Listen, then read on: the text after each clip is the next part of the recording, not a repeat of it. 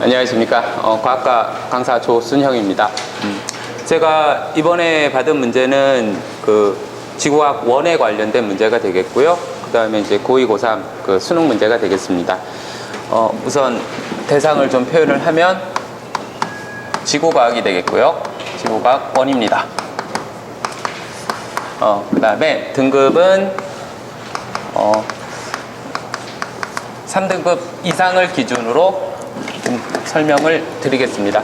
저기 지금 그 고2 학생들은 여기까지는 진도를 나가진 않았기 때문에 약간은 좀 앞서가는 면이 있는데 우선 이제 여기 주어진 그림에서 이 부분들의 체크 포인트를 잡아보면 잠시만 라인을 좀 긋고 시작하겠습니다.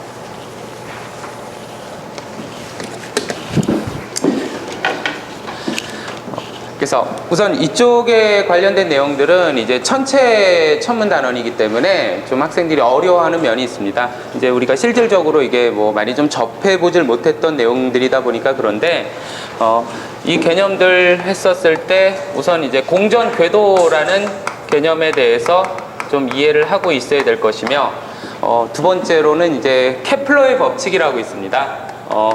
우리가 보면 들어보신 분들도 혹시 계실 줄 아는데 이제 이렇게 돼 있고 그 다음에 이제 세 번째 어떠한 그 체크 포인트를 잡음에 있어 가지고 이쪽에서 들어가는 부분들은 어떠한 그 세차 운동이라는 것까지도 좀 같이 알고 있어야지 이제 여기 개념들을 좀 성립을 시킬 수 있겠습니다. 우선 우리 선생님들 지구가 공전하는 건 아시죠? 예, 돕니다. 지금도 돕니다. 그렇죠? 못 느끼시죠? 네, 1초에 30km 정도씩을 지구가 이렇게 돌아야지 우리가 1년이라는 시간에 한 바퀴를 돌 수 있거든요. 그래서 매우 빠른 속력으로 돌고 있는데 이 공전 궤도에서 이 부분 아마 우리 최재형 선생님이 아실 겁니다. 그 케플러의 법칙이라고 그래서 혹시 1법칙 어떤 건지? 예, 맞습니다. 최재형 선생님께서 이쪽을 되게 잘 알고 계신데 이게 이제 우리가 말하는 타원 궤도의 법칙이라고 합니다.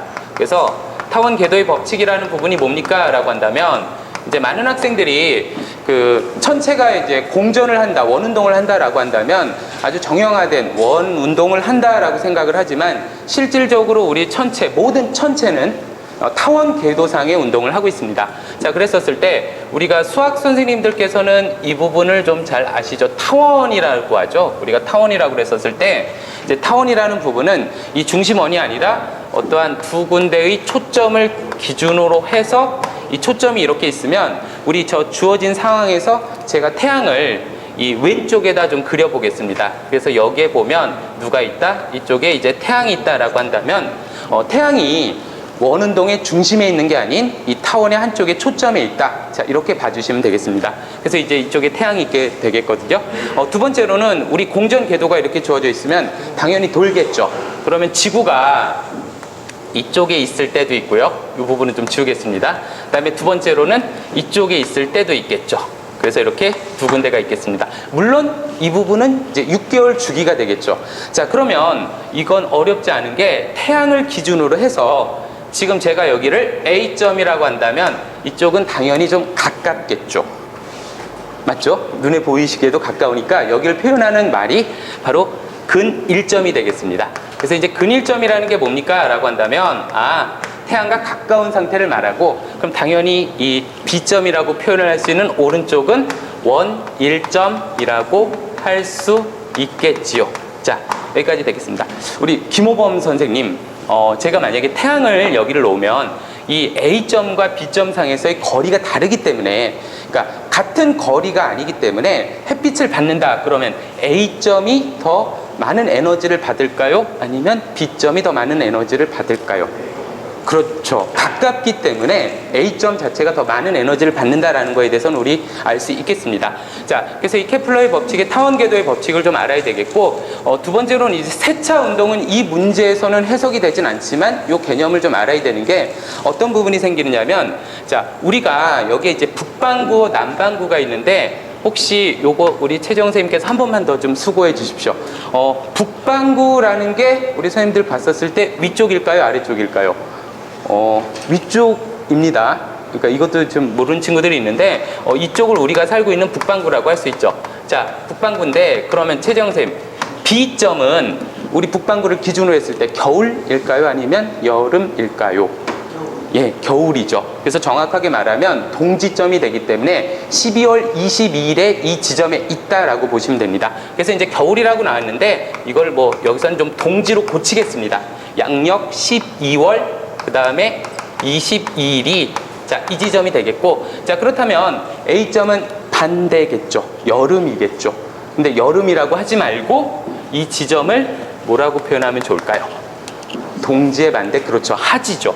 하지는 혹시 양력으로 며칠인지 아시는 분 계신가요? 6월 22일입니다. 예, 6월 22일인데 이 부분은 물론 하루의 차이는 있습니다. 그러니까 양력인데 하루의 차이는 있기 때문에, 하지만 보통은 우리가 6월 22일이다라고 보시면 되겠습니다. 그래서 이쪽이 지금 주어진 상황이라면 여기서 이렇게 돼 있는 그림이 있을 수 있고요. 그 다음에 또 다른 하나의 그림을 그리는 부분이, 제가 이쪽에 포커스를 잡으면 태양이 있으면, 자, 똑같은 지구를 그리는데 다른 부분이 있습니다. 자, 어떤 거냐면 지구의 자전축이 반대로 되어 있죠. 자, 그래서 이렇게 되어 있다라고 봐주시면 되겠습니다. 자, 그런데 지금 제가 같은 A점, 스몰 a, 그 다음에 스몰 b라고 한다면 이제 여기서 볼 부분이 과연 우리 지구는 제가 그린 첫 번째 그림이냐 아니면 두 번째 그림이냐라는 부분은 중요하게 되겠거든요. 물론 이쪽도 마찬가지인데 이쪽은 그럼 뭐가 될까요? 우리가 이거를 하지라고 하면 안 되고요. 이때는 동지가 됩니다. 왜냐하면 겨울이죠. 이게 지구의 자전축이 기울어져 있기 때문이고, 반대로 이쪽이 하지가 됩니다. 무슨 얘기인가 하면 실제 우리 지구는 여러분들 보시기에 오른쪽이 있습니다.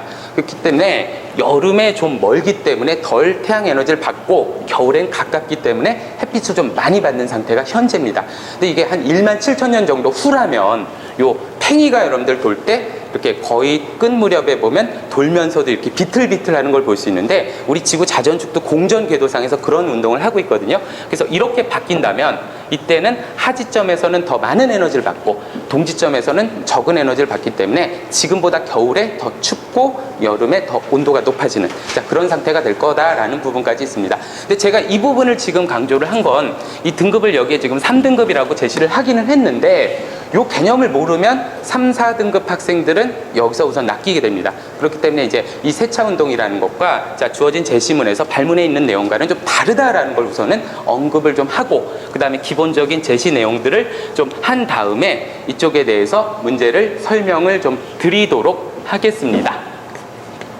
3분을 맞춰서 놓고요. 자, 박근홍 과장님, 저 조금만 더, 예, 감사합니다. 올려, 역시 센스가 있으시네요. 자, 그래서 지금 그 문제상에서 가와 나가 있죠. 자, 그런데 이 문제상에서 지금 주어진 상황은 가에서 나로 간다라고 했었거든요. 근데 여기서는 지금 자전축 자체의 기울어짐 없습니다. 다만 여기서 바뀌는 건 뭐가 바뀝니까? 라고 그랬었을 때 이 근일점과 원일점 사이의 거리가 좀 바뀌게 되는 거거든요. 1억 5천만 킬로미터라는 거리상에서 약간의 5% 정도의 거리 차이가 생기게 되는데, 자, 그렇다면 가점에서 나점으로 갔었을 때 이때 과연 나타날 수 있는 현상이라는 건 어떤 것이겠습니까? 라는 거죠. 자, 우선 그 보기 진술상에서 기억을 좀 설명을 드리면, 자, 기억에서는 공전궤도의 이심률은 커진다 그랬거든요. 자, 우리가 이심률이라는 게 어떤 거냐면, 원을 기준으로 본다면 원의 중심에서 긴 반지름과 짧은 반지름이 있습니다. 자, 지금 여기 문제상에선 주어지진 않았는데, 지금 긴 반지름을 우리가 스몰 a라고 하고 b라고 한다면, 긴 반지름분의, 즉 얘를 b분의 얘를 a라고 한다고 그랬었을 때 아마 이거는 원이기 때문에 1이 나오겠죠. 근데 만약에 이쪽에 어떠한 그 타원이 생긴다라고 한다면 중심상에서 긴 반지름과 짧은 반지름이 달라지겠죠. 그래서 이걸 가지고 우리가 이심률이라고 하는데, 지금 문제상에서 이걸 계산을 해보면 전체 지름이 같은 걸 볼 수 있습니다.